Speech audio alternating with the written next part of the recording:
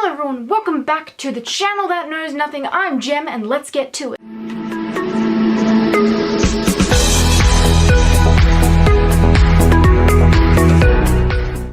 So today I'm doing New Year, New Haul, kind of like New Year, New Me. Yeah, it's lame, but you know what? Whatever. And let's get into it. So the first book that I bought in the new year-ish. Okay, some of these books were bought in December, but you know what? I am not one to turn down a good price for a good book, but whatever. First one is The Chronicles of Narnia, that is all the Narnias by C.S. Lewis. I am a Narnia girl. I've always loved Narnia.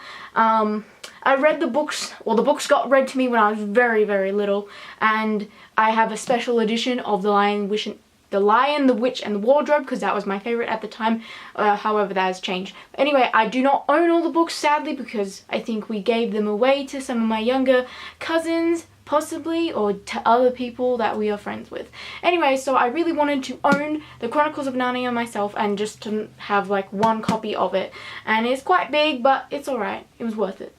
The next two that I bought were these guys, Court of Mist and Fury and Court of Wings and Ruin. I have the first one, which is Court of Thorns and Roses, I think.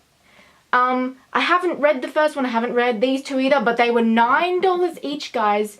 And I remember I saw the first one in the bookstore and it was like $20, and I ended up paying $20 for it, and the other two were $20 as well. And I was just like, whoa, they're $9 each. I am not passing this, this situation right here. I'm getting them. The next one that I got was Daughter of the Burning City, and this one was actually recommended to me by Emma Books here on YouTube. I don't know her personally, but she highly recommended the book, so I was like, hell, it's like a carnival situation and there's illusions involved, as if I'm not going to read this. Also, it's a murder mystery. It's the first book that I've read this year.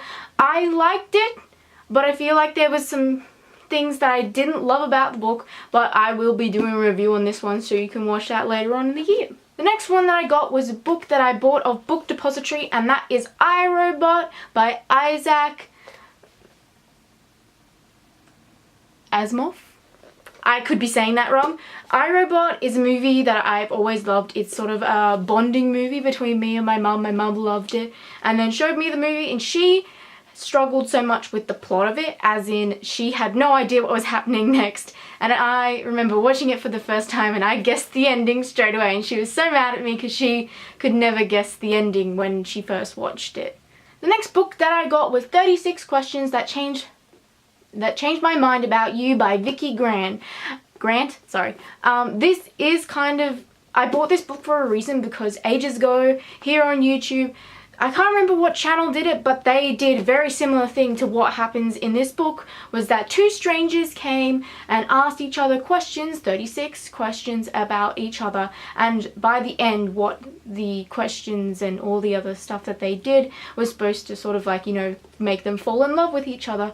And like at the end of the video they asked the two people that were involved, like, would they probably see each other after this, and they said yes. And this book follows along the lines of those questions that are asked, and between these two people that the questions occur between.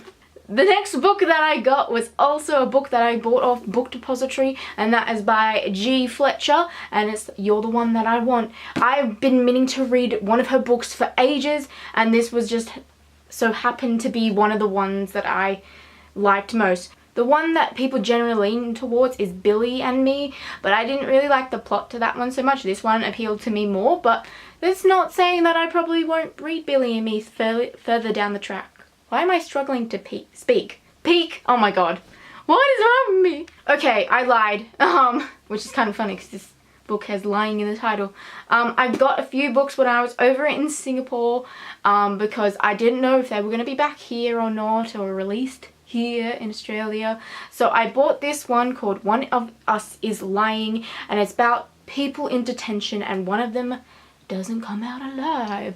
And it also reminds me of a movie I watched forever ago where the movie was called Detention. It was an awful movie, but it's kind of the same storyline, not really if you've seen Detention, but in the same sort of storyline of kids going to detention and one of them does not come out and they've got to work out which one of them is lying, saying that they didn't kill this person. This is also another one that I got in Singapore called Alex and Eliza.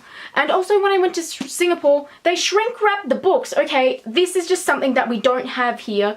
We don't have people shrink wrapping the books, and I was so panicked because so many books that I picked up, I could not read the blurb, and this was only like one of them that had the blurb on the back. This one was shrink wrapped, so I was like panicking because I'm like, I'm not going to be able to know what the story is about, but the cover's pretty, so I'm just like, I literally can't buy any books here. I could only buy books that weren't shrink wrapped or ones that had the blurb on the back. This one was shrink wrapped and luckily had the blurb on the back, and it sounds fantastic and it looks very cute. Look at the cover. And also I've read Melissa D. Lau Cruz's books before and she's amazing. I love her. The next one that I got was Harry Potter and the Philosopher's Stone. Yep. Sometimes it's Sorcerer's Stone. It jumps between the two, so I was happy I got that right. And I am a Slytherin, as most people know. I'm not the bad kind of Slytherin. I am pride and ambitious. Look at the traits of Slytherin people. Like, you know, we're not all cunning bastards. I mean, you know, maybe sometimes. But, like, I lean towards the more pride and ambitious type of Slytherin, not the asshole one. The next book that I got was Nevermore. This book has been compared to Alice in Wonderland and Harry Potter. It's been said to be the next Harry Potter book-esque thing. I disagree with that. One, because I've not read it, and two, because I don't think anything could possibly replace Harry Potter. But this book is written by an Australian author. It's her first book, I believe. I could possibly be wrong with that. But I picked up this book, and when I actually bought this, like, the person who was selling it to me, they're just like, this is an amazing book. I got given like a hard copy of the book to read before it was released. This is a much nicer cover than what the actual cover is. The actual cover looks really kiddie, and I didn't really want that on my shelf. I much preferred this one, and it was only because I had a massive dislike for the other cover. Not that I have anything against kids books. I love kids books, but this cover was better. I hate to be picky about covers, but you know, that's just me. The next one that I got was Skullduggery Pleasant by Derek Landy. A friend actually recommended this to me only because it's like his favorite series ever, and I felt obliged to buy it and to read it just because I like diversity. And I remember heaps of my friends used to read this in high school, and I was like, that looks like a kid's book, and it looks like a really... this was me judging a book by its cover, and I know you shouldn't do that, but that's what it looked like to me. And I'm not, like I said before, I'm not against reading kids books. It just looked really like gothy. It looks like the Goosebumps book to me. Like the cover looked like that. And he's like, no, it's nothing like that. You need to read it. It's actually like scary in some parts and whatnot. And I was just like, wow, you're recommending a book that's scary to, like, you know, someone who is terrified of their own shadow. But I'll give it a go. I'll give it a go. The next book that I got was actually a Christmas gift, and it is Little Women. I already have a copy of Little Women because it's one of my favorite movies of all time. I've never read the book though, but I have 2 copies now, so I have no excuse not to read it. We have an inside joke with me and my cousins and my sister and my mom because we were all watching the movie together one time when we were looking after them, and we just love it so much. And my mum got it for me for Christmas, and I just laughed because it was like a little inside joke between our family. The next book that I got is Heartless by Marissa Meyer. I am trying to say the people that wrote it because I feel bad that I never say it. I got this book because it was also recommended to me by a friend.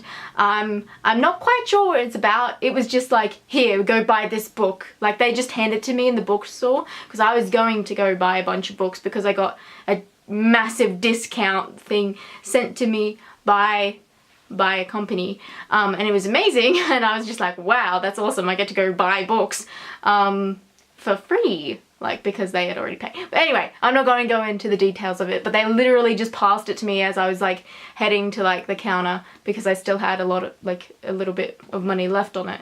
And they're just like, here, you probably can't, you know, half and half your discounts, so here, get this book. And I was like, all right, and I actually have still not read the back, but it looks nice. Like, it looks kind of Red Queenie in a way. I mean, I'm not comparing it to it at all because I'm not sure what it's about. The next book that I got was Someone to Love, and I hear this one is, you know, touching on mental illness. I read a few stuff on Goodreads at the time of, you know, getting this book because I thought this was the second in a series, but I don't think it is. There's like another one that she wrote before it. This is another Melissa de la Cruz books, and I love her books, so I'm sure I'll love this one too. The next one that I got was The Handmaidens Tale, and I've wanted to read this one for a while now because in high school we had separate English classes and each English class did a different book. I did 1984 and heaps other people did The Handmaidens Tale, and I never got to read it, and I don't really know what it's about, but it's a classic and I do love classic books, so I wanted to eventually read it, and so that's why I got it. The next book that I got was Little Monsters by Cara Thomas, and this one was recommended to me by Jesse the Reader, who I watch on YouTube as well. He is amazing. I love him. One of my favorite booktubers amongst others as well, and he loved it. It was like one of his favorites of last year, or maybe I'm getting that wrong with something else. I don't know. I've been watching a lot of his videos lately, but he recommended it and I read the blurb and I was like in love, and I was just like, wow, that sounds really good. Also, the cover's pretty. And yeah, you can judge me for that, but you know what? We all judge books by their covers. God, what's wrong with me? I can't speak.